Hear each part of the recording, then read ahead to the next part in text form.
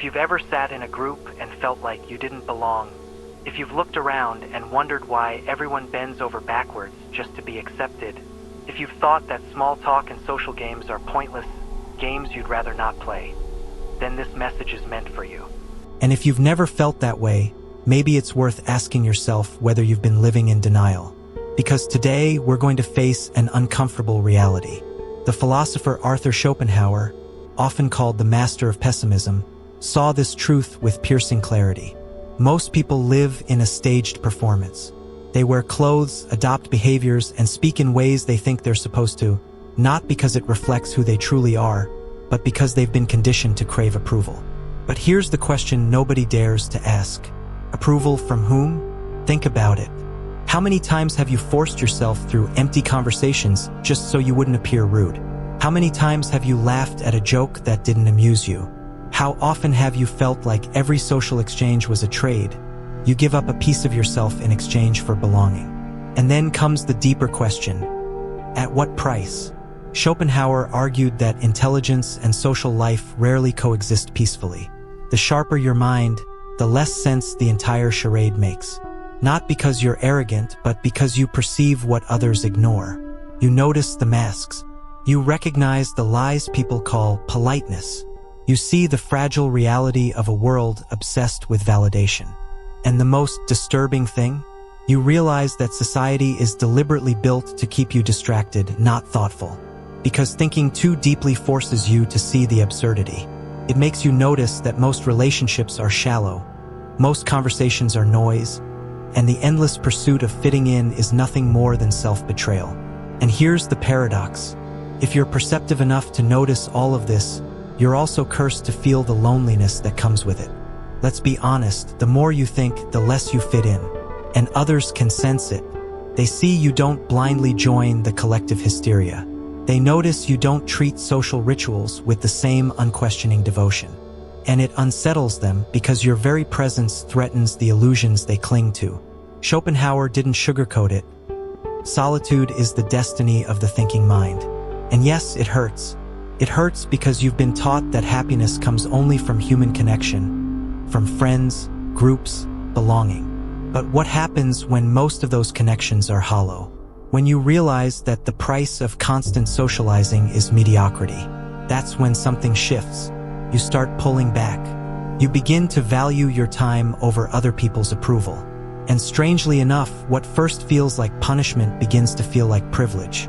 Because in solitude, you discover the one thing society hides from you: inner peace. For Schopenhauer, intelligence was both a blessing and a curse. The more he understood the world, the less enchanting it seemed. The clearer he saw human nature, the less he wanted to play along. But this isn't about misanthropy. It's not about hating people or rejecting all contact.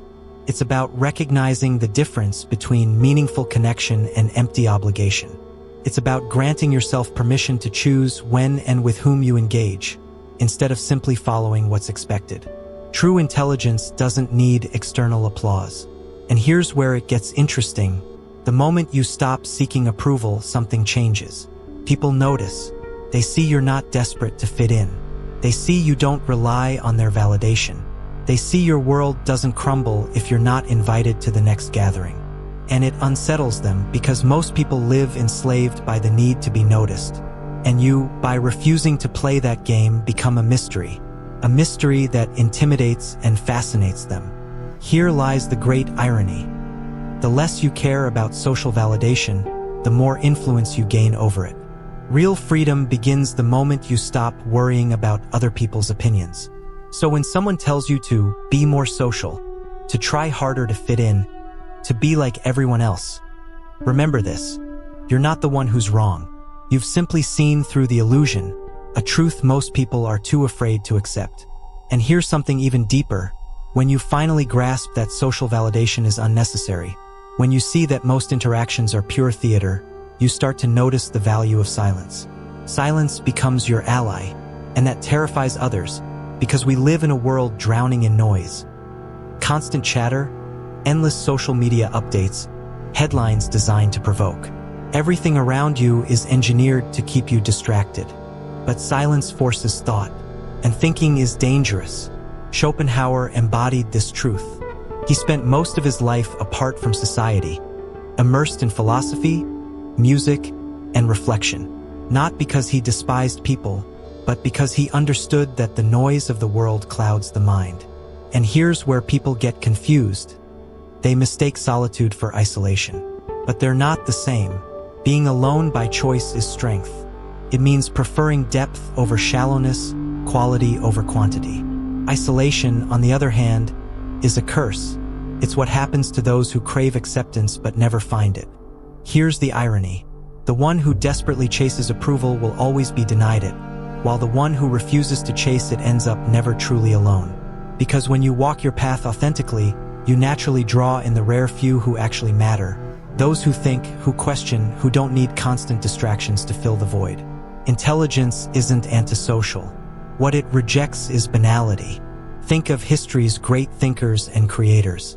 Leonardo da Vinci immersed himself in his work, never needing to broadcast every thought.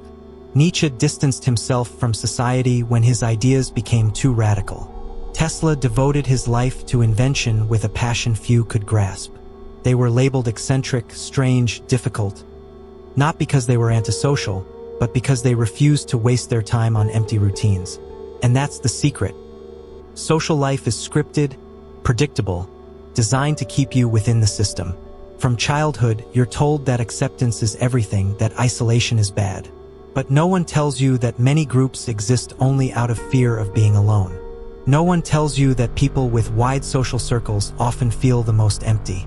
No one tells you that revolutions, breakthroughs, and great ideas were born in solitude, far from the noise. But don't mistake this for a call to reject society completely. The solution isn't becoming a hermit or disconnecting entirely. True strength lies in balance, knowing when to step back and when to step forward. The greatest strategists didn't fight in every battle, but when they appeared, their presence was undeniable. The wisest individuals are neither slaves to society nor fugitives from it. They move quietly, build in silence, and reveal their power only when it matters. Schopenhauer said solitude is the destiny of higher minds, not as punishment, but as advantage. Because in solitude, you create something truly meaningful. But what about those who never see this?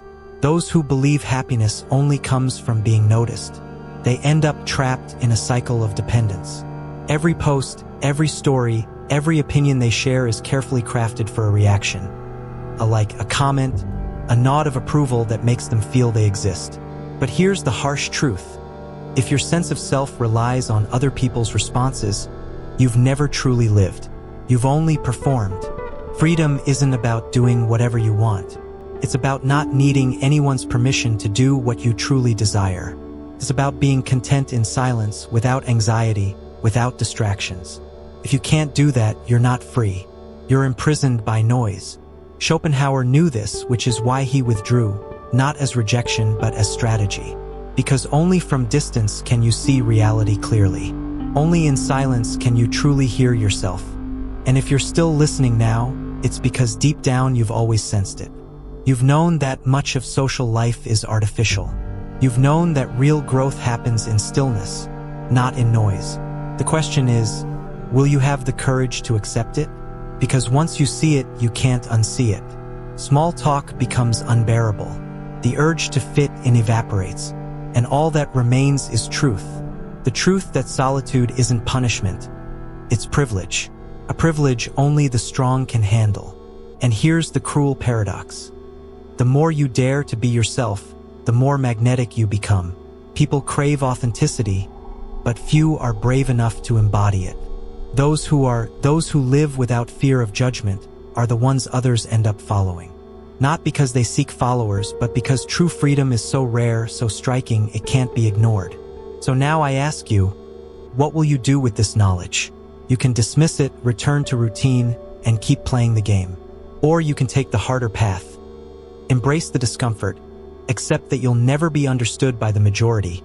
Stop betraying yourself just to blend in, and start living authentically. In the end, there are only two kinds of people: those who adapt to the mold and those who find themselves. Most choose the first path. It's easier, safer, more convenient. But the few who choose the second are the ones who truly make an impact. So tell me, which one are you?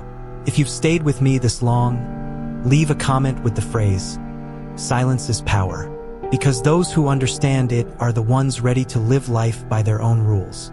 And if this message struck a chord, if it expressed something you've always felt but never put into words, subscribe, because this is only the beginning. See you in the next one.